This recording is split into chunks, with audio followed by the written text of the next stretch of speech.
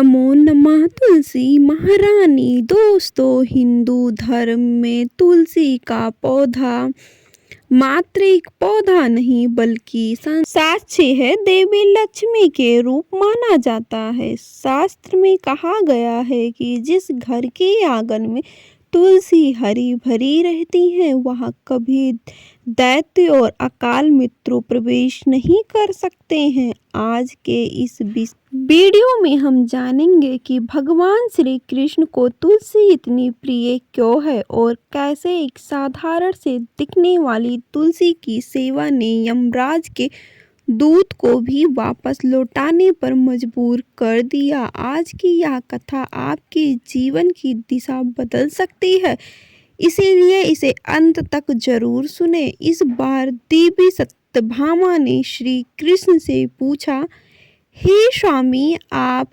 रुक्मणी के महल जाने से पहले हमेशा तुलसी को प्रणाम क्यों करते हो? तुलसी में ऐसा क्या रहस्य है? तब प्रभु मुस्काए और बोले, हे देवी, कार्तिकेय देवताओं में विष्णु और वनस्पति में मुझे तुलसी सबसे अधिक प्रिय है। जो मनुष्य तुलसी के जड़ की मिट्टी अपने हाथों पर लगाता है उसकी आयु तीव्र हो जाती है। जो शाम के समय तुलसी के पास दीपक दान करता है मैं उसकी जीवन के सारे अंधकार दूर कर देता हूँ। सत्यभामा की जिज्ञासा बढ़ने लगी। तब श्री कृष्ण ने उन्हें एक प्राचीन कथा सुनाई जो एक पवित्र व्रता नारी और उसके अटूट विश्वास की कहानी थी। प्राचीन काल में श्याम शर्मा नाम का एक ब्राह्मण था। उसके जीवन में सब कुछ था सिवाय संतान के। जब वह ऋषि वशिष्ठ के पास गया तो ऋषि ने अपने दैत्य दृष्टि से देखा और कहा, पुत्र, पिछले जन्म में तुमने एक प्यासी गाय को अपने द्वार से भगा दिया। उसके गौ माता के श्राप के कारण तुम्हें संतान सुख से वंचित रहना पड़ेगा। ऋषि ने उस पुत्र को ज्ञात करवाया। ज्ञान के प्रभु से पुत्र को तो हुआ, लेकिन अग्निदेव ने भविष्यवाणी किया और यह पुत्र केवल 18 वर्ष तक ही जीवित रहेगा। पिता के हृदय कांप उठा, लेकिन उन्होंने नियति को स्वीकार कर लिया। जब पुत्र 16 वर्ष का हुआ तो उनसे विवाह सुमित्रा नाम की एक कन्या से हुआ। सुमित्रा तुलसी की बहुत बड़ी भक्त थी। वह हर रोज सुबह उठकर तुलसी को जल चढ़ाती और उसे परिक्रमा करती और भगवान को घी का दीप जलाती थी।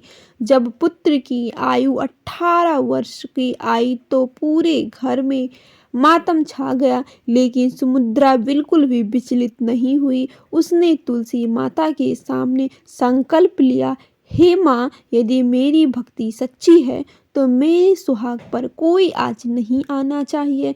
जिस दिन यमदूत आए उसी दिन सुमित्रा ने तुलसी को अपनी चुनरी चढ़ा घर के चारों ओर जल का घेरा बना दिया। यमदूत आए, लेकिन तुलसी की दैत्य शक्ति और दिया की रोशनी से उन्होंने घर के अंदर घुस ही नहीं पाए।